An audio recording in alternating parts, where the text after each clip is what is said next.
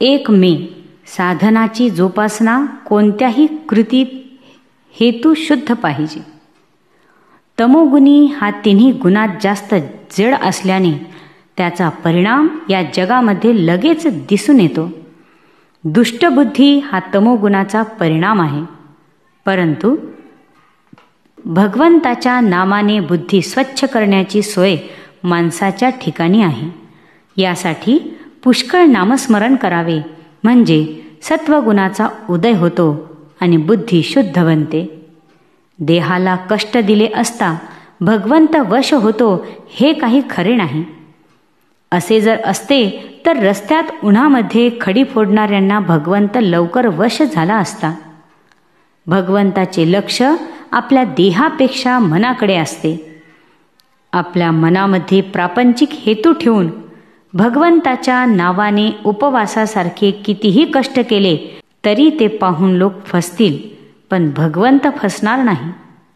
प्रापंचिक गोष्टीकरिता उपवास करणे ही गोष्ट मला तितकीशी पसंत नाही.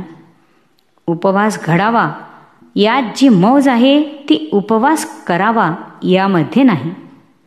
भगवंताच्या स्मरणामध्ये इतके तल्लीन व्हावे की आपण नेहमी त्याच्याजवळ वास करीत आहोत असे मनाला पटावे. मग देहाने अन्न खाल्ले म्हणून कोठे बिघडले.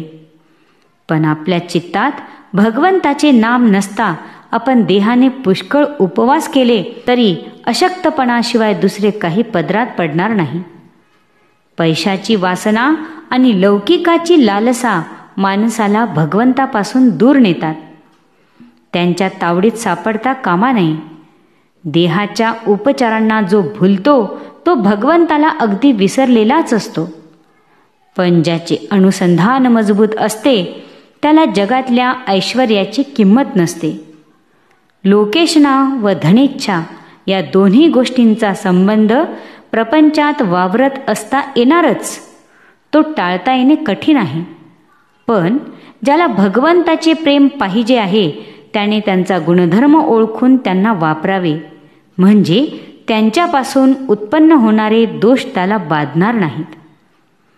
काही लोक वेडे असतात. त्यांना आपण उपास तापास कशासाठी करीत आहोत हेच समजत नाही. कोणत्याही कृतीला वास्तविक मोल तिच्या हेतूवरून येते.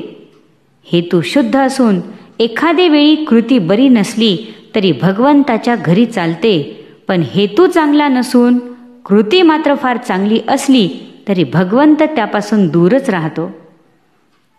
माणसाने केलेला उपवास निष्काम असून तो केवळ भगवंताच्या स्मरणात राहावे म्हणून केलेला असला तर फारच उत्तम आहे.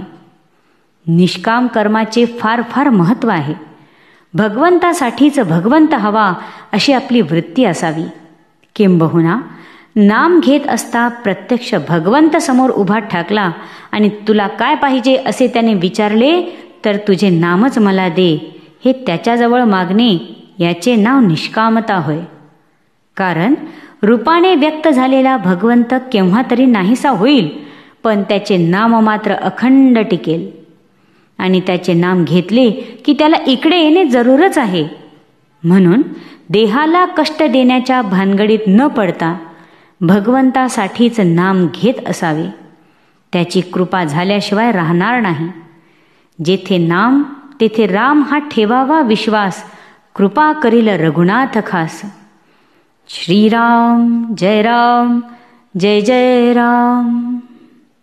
आजचा सुविचार. एखाद्या बांड मुलाप्रमाणे मनाला वाटेल तिकडे जाऊ द्यावे.